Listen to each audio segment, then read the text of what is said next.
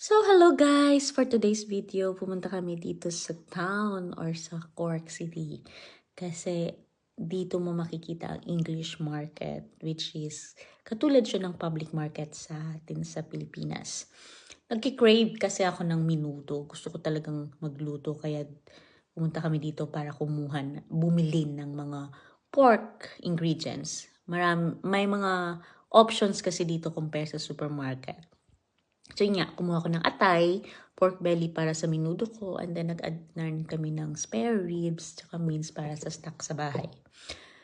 So, worth it din naman kasi hindi naman ganun kamahalan ang presyo dito. So yun, dito sa public market or sa English market, parang katulad din sa atin, may mga fish areas, tsaka vegetable areas.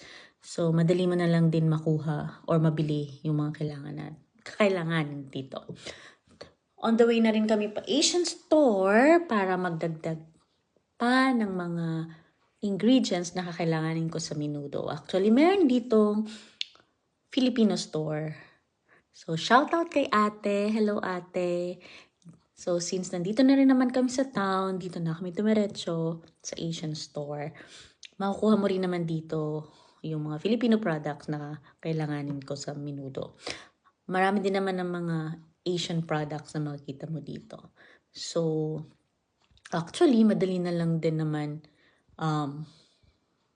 mabili yung mga Filipino items na kakailanganin mo dito sa Ireland kasi nga may mga Asian stores and may Filipino store na rin naman dito. So, yun. If makikita mo, may mga stiko, may mga soy sauce, or kung ano pa man. So, thank God. Madali na lang lahat. So, yun. Hawak-hawak ko ng aking mamasitas. So, everything na rin nandito. So, sabi nga nila, pag malayo ka na, mas nagkakaroon ka pa ng maraming mga cravings daw. So, yun. Here you go. And ito na ang aking menudo. Actually, yung hotdog na gamit ko dito is local sausage dito sa Ireland. Hindi na ako nakabili ng Filipino hotdog. But then, it's okay. Na-achieve ko naman yung taste ng Philippine menudo. Oh my gosh, ang sarap. Grabe. First time ko magluto ng menudo in my whole life. Thanks God.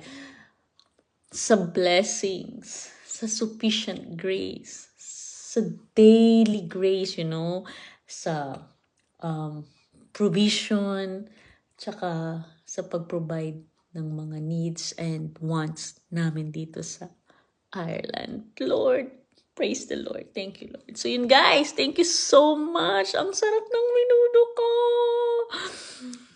Sabi nga ni Ate Grace Tan Felix, okay na to. Alright guys, bye. Thank you for watching.